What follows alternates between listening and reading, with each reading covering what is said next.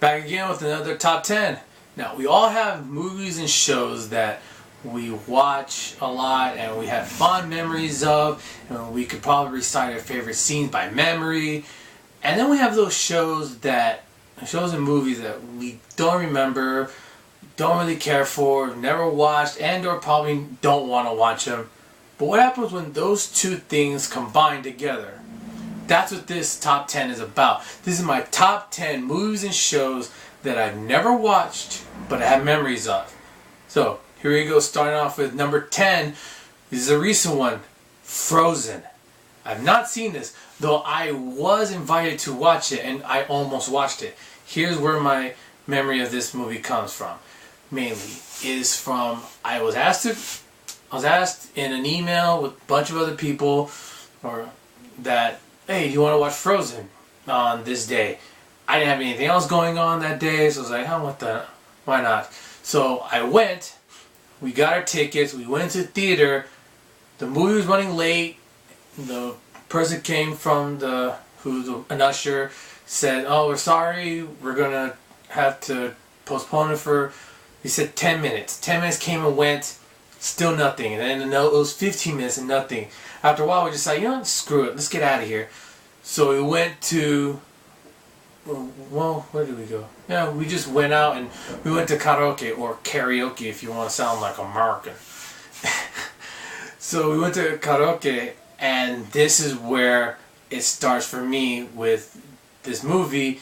I think most of us have heard the song Let It Go.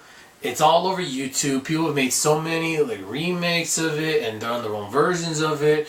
And I've seen so many kids that have that song almost memorized, and it gets in your head, and it's like, what the hell, man? This song is everywhere, and you see posters all over the place. So those are my memories from Frozen, and that's what this list is about. It's about stuff that is related to the movie, related to the movie or show that you know about, but you never watched it yourself. So number 9 on my list is Walker, Texas Ranger, or as I called it, Texas Ranger, because, well, let me tell you why. It all started with wrestling. Yeah, I know this one, I can't do a top 10 or do most of my videos without talking about wrestling, apparently. So let me take you back 20 years. So it was 1994, the Royal Rumble. It was a casket match, The Undertaker versus Yokozuna for the then WWF Championship. And it was in a casket match where the only way to win is to put your opponent in a casket and slam the lid. That's it. No disqualifications, no countouts, none of that.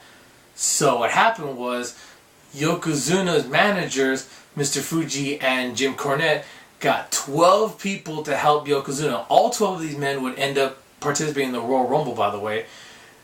And they teamed up to put The Undertaker in that casket. And then skip ahead many months, Undertaker comes back. I'm really happy to have him back. I was like, yay, he's back. I was and still am a big Undertaker fan. And so at that year's Survivor Series, there's going to be a rematch. Same contest. It was going to be a casket match. No title on the line this time.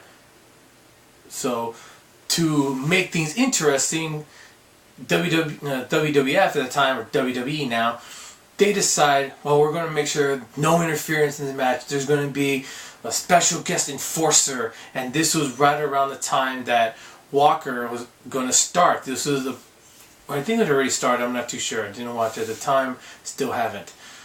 And they did these vignettes of the special guest enforcer is going to be Chuck Norris, and Chuck Norris, they do a bunch of him doing his Chuck Norris thing, staring at the camera, trying to look tough while at the same time looking like he's in the middle of a tremendous dump. But yeah, he does his Chuck Norris thing, and then the match starts, and Chuck Norris is standing in the aisleway, doing his Chuck Norris thing, trying to look intimidating, in whatever he was wearing, I don't know, and then maybe he had a cowboy hat on, because it was Walker. Anyways, in the middle of the match, two guys come to the aisleway, and he's trying to stare them down, doing his old tough Chuck Norris thing. Somebody jumps up from behind him and jumps in the ring and interferes in the match, almost costs the Undertaker the match. Like, you suck, Chuck Norris. You can't even act as yourself. You can't even be yourself, and you're supposed to be this tough, intimidating, nothing's going to happen on my watch, and something happened under your watch because you suck. That's why I call it Texas Ass Ranger, because to me, Chuck Norris is an ass, and he sucks as an actor. I don't care what the fanboys say and all those stupid facts about Chuck Norris. You know what? Chuck Norris sucks, alright? That's all I gotta say. And that's why I've never watched Walker, Texas Ranger. Now, number 8 on my list is Brokeback Mountain.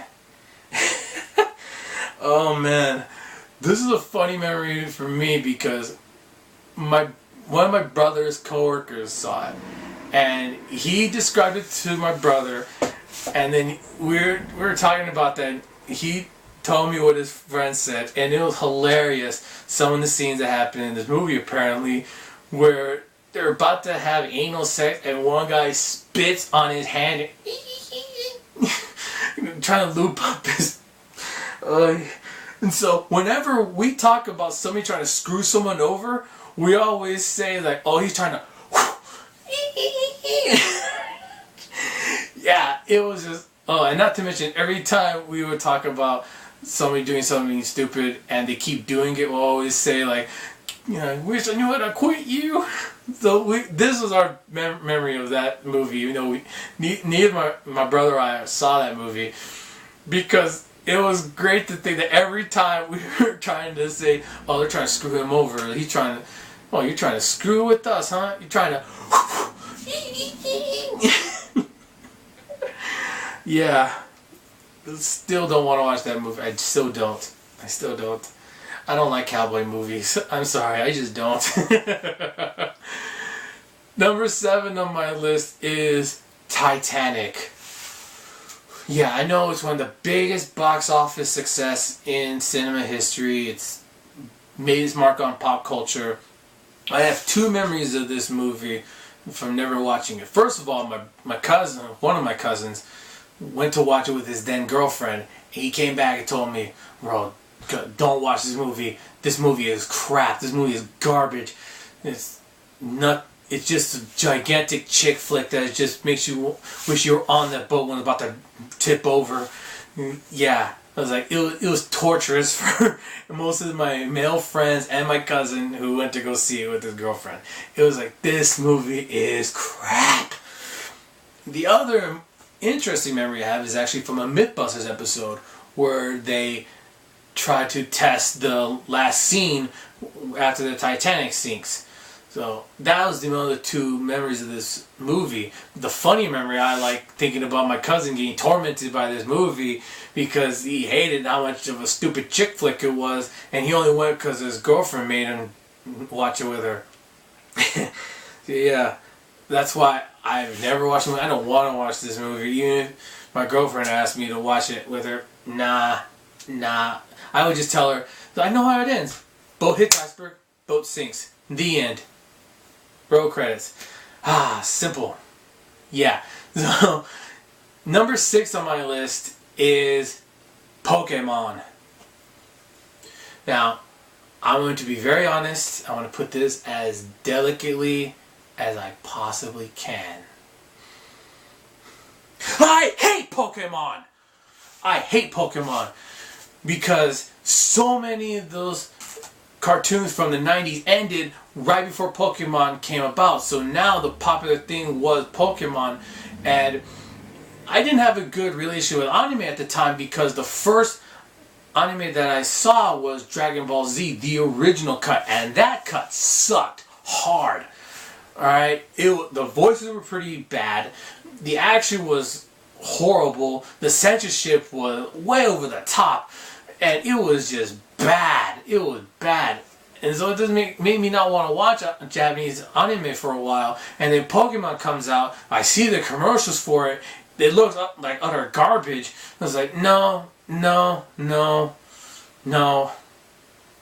You know, I did get into anime more. I watched Dragon Ball Z in Spanish, and so that got me more into wanting to watch anime again because Dragon Ball Z basically redeemed itself in this avenue. But with Pokemon, I was like, no, I don't want to watch it. I never watched it at that point.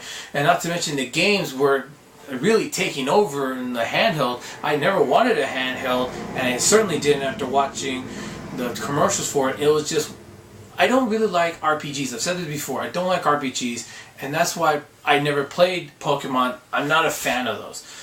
And so when my brother, who did watch it, did play the game, and my best friend who was who did, I think, watch the anime at least, I was like, how can you be into this? This is stupid. And they say, hey, you know, you like things we don't like, so yeah, that's true. So I shouldn't be harsh on my family and my friends for liking that sort of thing. It's just, it's stupid to me. Not to mention, at the time, Pokemon was everywhere. This is the big memory for me.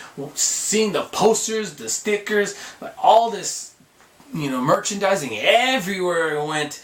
You know, go to San Diego, LA, you know, everywhere you go, especially the bigger cities, it was all over the place. Very popular, but it was like not my thing. So it was like, it's everywhere. So so far, that's one part on the list. Check it for part 2. I'm going to do my top 5 shows and movies I've never seen but have memories of. Until then, you take care. And by the way, let me know in the comments what movies and shows you never watched but actually have memories of. Until next time, later.